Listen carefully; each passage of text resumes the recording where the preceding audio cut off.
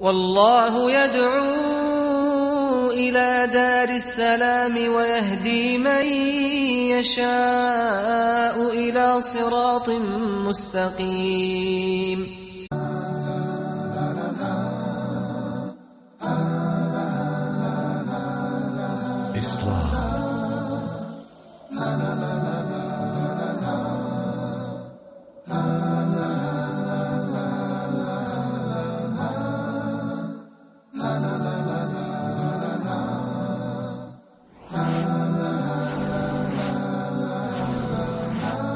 Islam 101.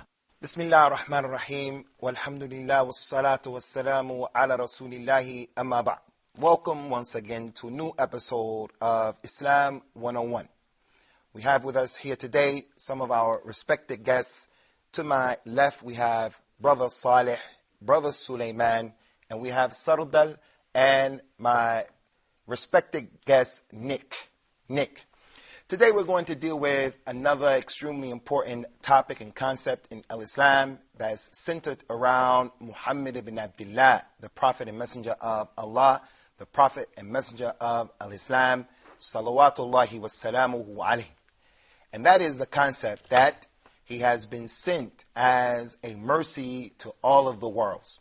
And this concept comes to us from an ayah from the Quran itself, a verse from the Quran, in which Allah tabaraka wa ta'ala said, وَمَا أَرْسَلْنَاكَ إِلَّا رَحْمَةً لِلْعَالَمِينَ. And we have not sent you, O Muhammad, except as a mercy to all of the worlds. He is a mercy to the alameen.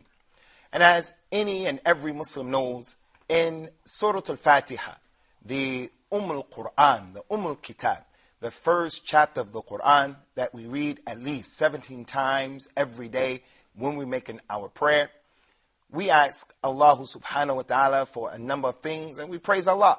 From the things that we say in Surah Al-Fatiha is, Alhamdulillah Rabbil Alameen. Allah is the Lord of all the worlds. All praises are due to Allah, the Lord of all of the worlds. So, Al-Alameen, it is everything other than Allah. That is the definition that has been given to the Alamun by the ulama of Al-Islam. The alamun is what? Kullu shay siwa Allah. Everything other than Allah. It is all of the creation other than Allah, because Allah is the creator and He is not the created.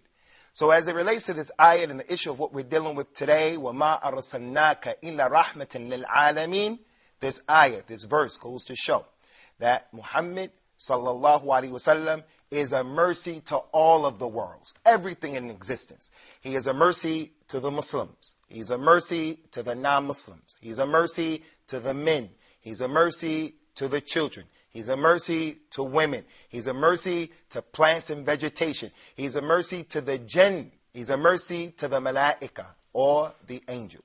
He is a mercy to all of the worlds. As it relates to this issue of Rasulullah Muhammad being a mercy to all the worlds, Allah has made mention in the Quran a number of characteristics concerning Rasulullah sallallahu alaihi wasallam. For an example, He mentioned in the Quran, فَبِمَا رَحْمَةٍ مِّنَ اللَّهِ لِنْتَ لَهُمْ وَلَوْ كُنْتَ فَضًّا غَلِيظَ الْقَلْبِ لَنْفَضُّ مِنْ حَوْلِكَ. It was a rahmah, a mercy unto you, Ya Muhammad, that you were easy with these people. Meaning the people that were following him from the companions. Rasulullah sallallahu alaihi wasallam used to deal with them in an easy, kind, and a just way. Some of the people prior to Islam, for an example, they used to intake a lot of intoxicants. Some of them used to do things that were from the major sins, like carry on with extramarital relationships, and other than that. When Rasulullah came, sallallahu alaihi wasallam, to that environment, He did not make the consumption of intoxicants and alcohol haram or prohibited right away. Instead, He did it with a tadarruj. He did it step by step and in stage by stage. So this ayat, we have made you to them a rahmah, and had it not been for the fact that you were easy with them, they would have dispersed from amongst you. This is Allah subhanahu wa ta'ala's sign to Rasulullah sallallahu alaihi wasallam that's one of the many favors that Allah bestowed upon him. So that ayat goes to show that the Prophet of Islam, sallallahu alaihi wasallam, he used to deal with his companions, and he used to deal with his enemies, and he used to deal with the people of Medina and Mecca in a way in which he showed them a lot of mercy. Concerning the rahmah of Rasulullah sallallahu alaihi wasallam on the creation, the mercy that he used to have on the creation, there was no discrimination with Rasulullah sallallahu alaihi wasallam as it relates to this mercy. He didn't hold the mercy only for the Arabs. He didn't hold the mercy only for his relatives, but he was indiscriminate with showering his mercy upon everyone, close and far. For an example, we take the situation with the women and the children. He said in an authentic hadith, sallallahu alaihi wasallam, "Inni uharriju ad-da'ifain al-mar'a wal-yatim." Verily, I am concerned for and with the condition of the two weak people. The two weak people, the woman as well as the orphan. The woman, because in any given society you will find the woman is oppressed. Like in our society, in the U.S., in the West, the woman has been reduced to a sex object. So if you want to sell a car, put a naked woman on the billboard. If you want to sell toothpaste, put a naked woman on the billboard. If you want to sell a mobile phone, put a naked woman on a billboard. So she has been oppressed in that she's been reduced to being a sex object. Also, in addition to that, in the times of Jahiliyyah, the pre-Islamic times, the women, they had no rights. They didn't have the right to inherit. If a woman gave birth to a female child, the father will take the child as soon as the child came out of the womb, and he will go to the desert and bury the child alive. Rasulullah sallallahu alaihi wasallam came with a religion that made all of that impermissible. It gave the woman rights. It gave her rights over her body. It gave her rights over who she can marry. It gave her rights over inheritance. It gave her right and gave her the ability to get divorced. So he was a rahmah to the women. One time Rasulullah sallallahu alaihi wasallam was making the prayer, and he used to like to make a prayer that was long when he used to be the salah. So he had the intention of making the salah, but when he went into the salah, he heard the crying of a baby, which is a proof that women and children can come to the masjid in al-Islam. And it's from the culture of the people when they prevent women and children from coming to the masjid. When they rely upon weak and fabricated hadith, Jannibu masajidakum as-sibyan wa majanin. Keep your crazy people and the children away from the masjid. This is not an authentic hadith. During the time of Rasulullah sallallahu alaihi wasallam, women and children used to be in the masjid. And an example of that is this point that we're making right now. He would have the intent of making the salat and praying for a long time, but he would hear the crying of the baby. And then he would shorten the prayer. After he gave the taslim, Assalamu alaikum wa rahmatullah, Assalamu alaikum wa rahmatullah, he turned around to the people and he said, I wanted to prolong the prayer, but I heard the crying of a child, and I didn't want to make things difficult for the mother, so I shortened the prayer. And he told every imam who leads the people in the prayer, إِذَا صَلَّى أَحَدُكُمْ بِالنَّاسِ فَلْيُخَفِّفْ فَإِنَّ مِنْ وَرَائِهِ الضَّعِيفِ وَذَا الْحَاجَةِ وَامْرَأَ وَالْمَرِيضِ. If any of you wants to make the prayer, the leader of the prayer, the imam, then shorten your prayer, make it easy, make it light, make it simple. For verily behind you in the congregation, there is the one who is sick, the one who has something to do, the one who is weak, and also you have the woman who may have her child. So that's one of the glaring examples from his sunnah in which he used to try to make things easy upon the women and the children. He would also go to the masjid and he would make the salat, and his grandchildren, like Al-Hasan wal-Hussein, radiyallahu anhuma, may Allah be pleased with his two grandchildren, the two sons of Ali and Fatima. They used to get on his back when he would make the sajda. And out of fear of getting up and causing them to fall over, he would remain in the sajda position or the prostration position for an extended period of time. After the salat, the companions would ask, Ya Rasulullah, why did you stay in the sajda position for so long? he would explain to them, because my grandsons, Hassan and Hussein, got on my back, and I didn't want to get up to make them fall over. Maybe one of them would have hurt themselves. So that's an example of Rasulullah sallallahu alaihi wasallam being kind to those people who he considered to be from the weakest of the community, the women as well as the orphan. That orphan is the individual who he loses his father at a young age. And anyone who is in a position where he lost his father, he knows the fitna or the trial of growing up as an orphan. He shouldn't have a complex or an uqta because he's an orphan. No. The best of the creation, the khairun nas, and the Sayyid of Bani Adam, sallallahu alaihi wasallam himself, he was an orphan. Rasulullah grew up as an orphan. So if a person is an orphan, he has an imam, yuqtada bihi. He has an imam who preceded him, who's an example for him, sallallahu alaihi wasallam. But as it relates to the orphan's life is a difficult life because the child that does not have his father, he doesn't have the person who's there to defend for him, to fend for him, to protect him, to provide for him. His rights are easily usurped and taken away.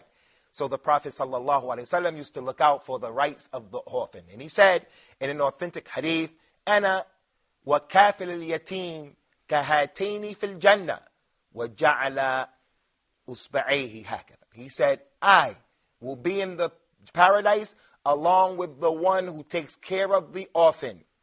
So I'm an individual who, if I hear a hadith like that, that hadith will encourage me to be responsible for an orphan, to become the kafil, the one who's responsible for the tarbiyah and the upbringing of an orphan, because I want to be like that with Rasulullah sallallahu alaihi wasallam in Jannah. And why did he do like this as opposed to doing like this? Why did he split between his fingers as opposed to putting his fingers together? The scholars of Islam said the wisdom behind that is because in the Jannah there is a place that is called the Maqam al-Mahmud, the special place that has been designated for Rasulullah and Rasulullah only, sallallahu alaihi wasallam. No one will share with him in that place.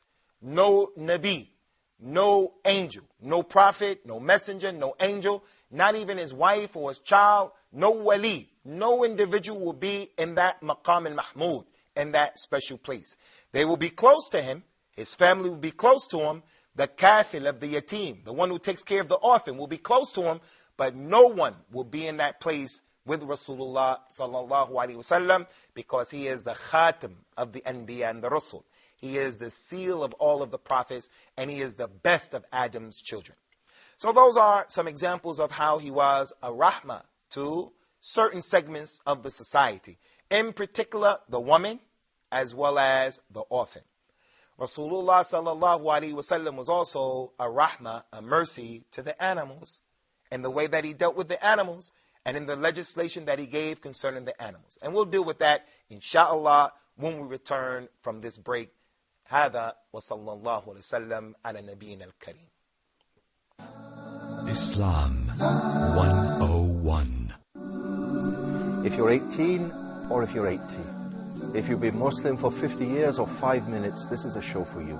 You know, when 5 times a day our foreheads touch the ground in prayer, we beg for what's most important in our lives. We want to be good people, better Muslims. We want to serve Allah Almighty with all our hearts. In this show, Let's Talk, every week we're going to talk about Islam and life, how to relate with other people and how to serve Allah. We'll have studio guests, we'll have a live studio audience, there'll be an email for you to write to, talk@huda.tv. So if you're looking for something different, looking for something that will make you think, maybe even touch your heart, this is the show for you.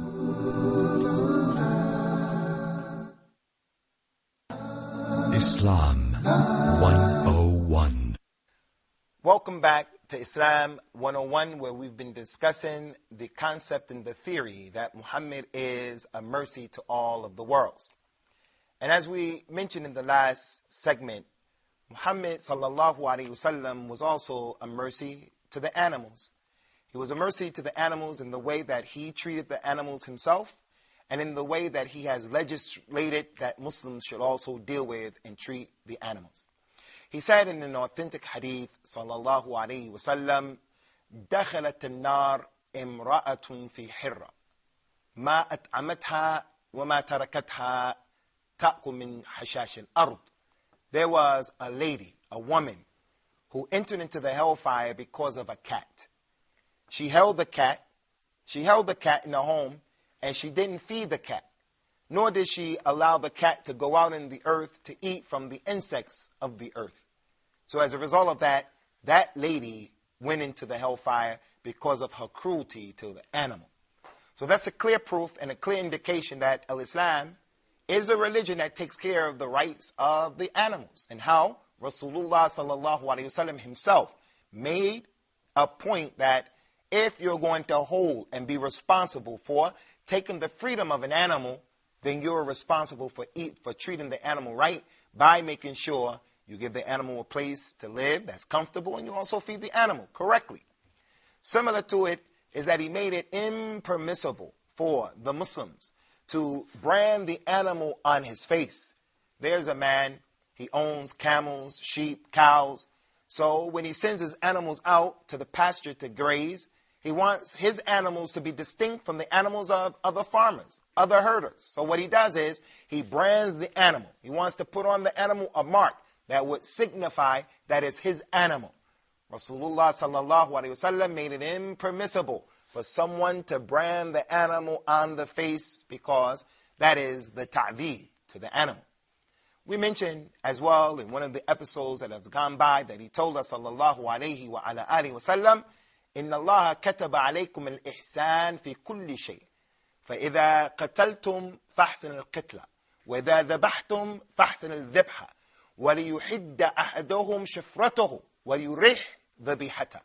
Verily Allah has imperfection on everything. He has ordered you to be the best that you can be in whatever you do. So if you kill well. If you slaughter well. One of you should take your knife and be sure to sharpen the knife very good so as to keep the animal from suffering.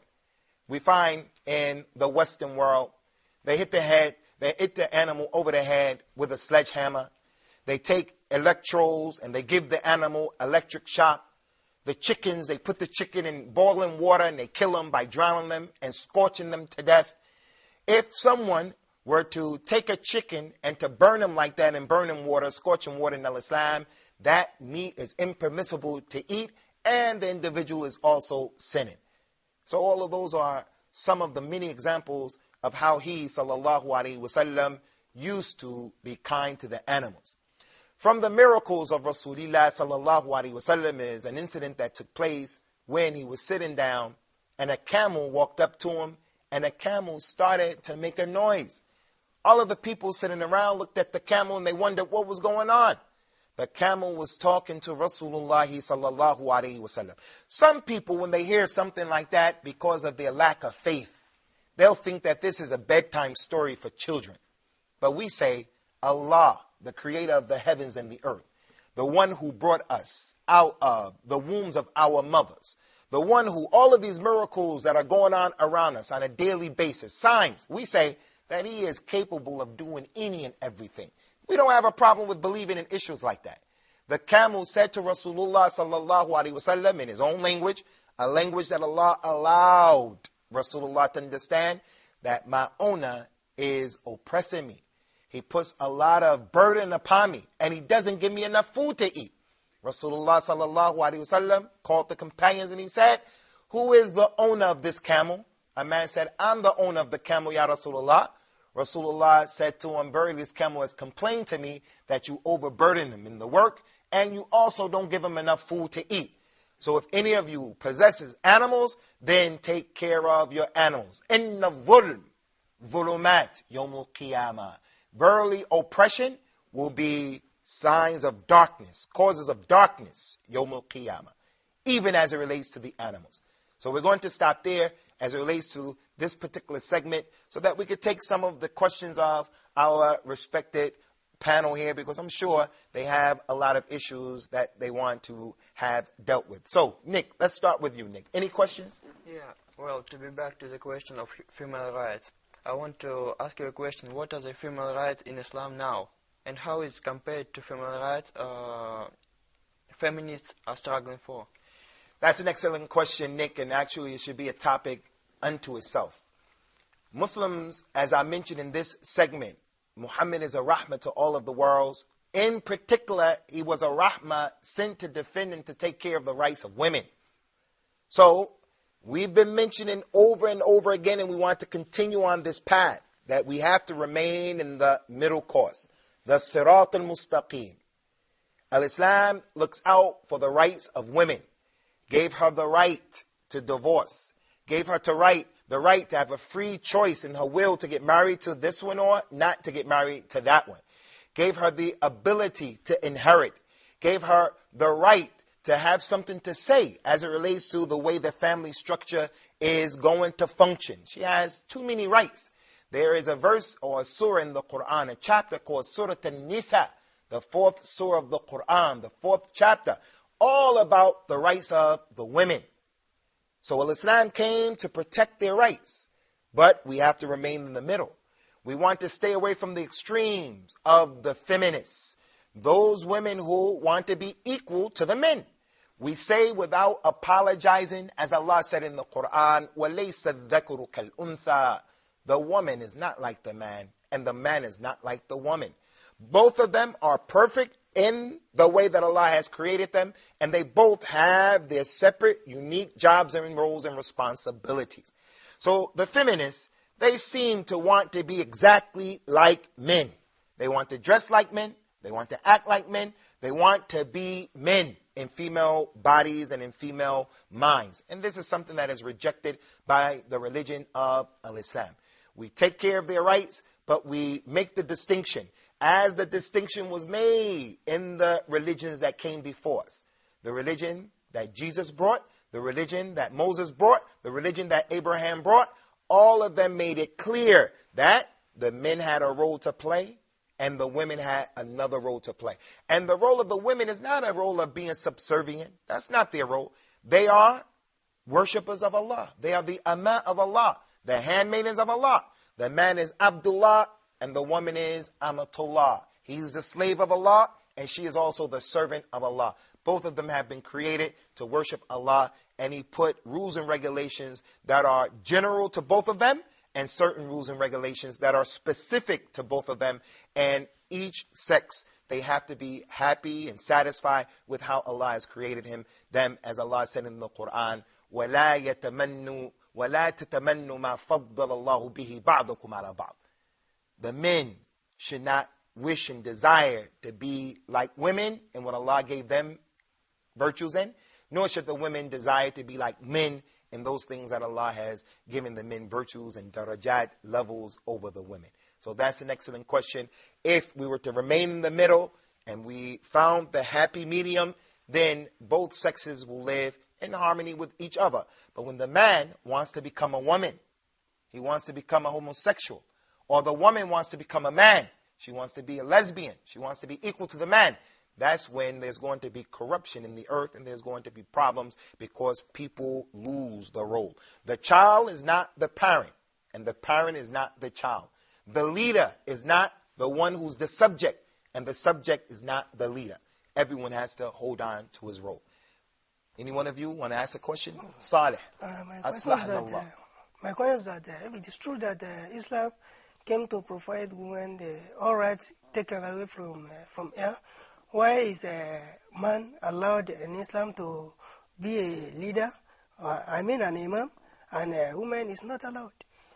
That's an excellent question as well, Saleh, because right now we're dealing with this issue, especially in America, where for the first time in the history of Al-Islam, and Allah knows best, a woman led the Muslim men and women in the Friday congregation prayer.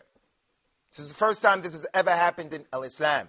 And that is a classic example of people going overboard. وَلَا تَعْتَدُوا إِنَّ اللَّهَ لَا يُحِبُّ الْمُعْتَدِينَ. Don't go overboard. Don't go outside of the limits that have been ordained by Allah. Allah doesn't love those people who go outside of the limits that have been ordained by Him. As it relates to the salat and the question of Brother Saleh, why is it that the woman can't lead the men in the salat? Why is that?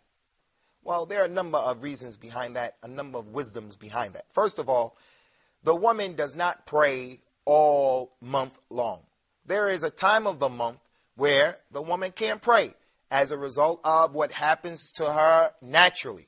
As long as she has not reached the age of menopause or there's no medical issues going on with inside of her, she's going to have a monthly cycle. And it is a well-known fact, during this time, her hormones are all over the place. She is feeling a certain way. As a result of that, Al-Islam said the woman does not have to pray during this particular time. This mince, akramakumullah, is an adha. It is a hurt for the woman at that time, so she doesn't have to pray.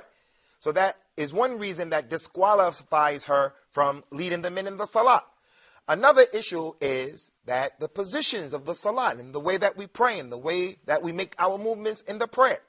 He says, sallallahu alayhi wa sallam, inna aqrab ma yakun al-abd ila Allah wa huwa sajid fa'akthiru fiha bid-du'a. The closest that the servant is to Allah is when he's in sajda, when he's prostrating. So increase your dua while you're prostrating. The son of Adam, the human being, he has ego, he can be arrogant, he has izzah, honor. When he becomes humble, he puts his head on the ground and he says, I recognize Allah as being the one who created me, and therefore I'm going to submit myself physically in this position. That's one of the clearest manifestations of the humility of the servant, showing that he worships Allah and recognizes him as the Almighty God and Creator. Well, in that position, even though it's a virtuous position, in the prayer and in what it's saying, nonetheless, it's not a position that is befitting for a woman to be in front of men. A woman should not be in front of men in such a position. Al-Islam has ordered us that we have separation of the two sexes in Al-Islam. And we don't apologize about that separation. So that's one of the reasons also why women cannot lead the prayer. This is quite an important topic, so we'll add on to it in the upcoming episodes. We're going to take leave from you. And we ask Allah to put His mercy and His rahmah upon all of us. And may He make it easy for us and easy for you. Thank you. And we look forward to seeing you in an upcoming episode, inshallah.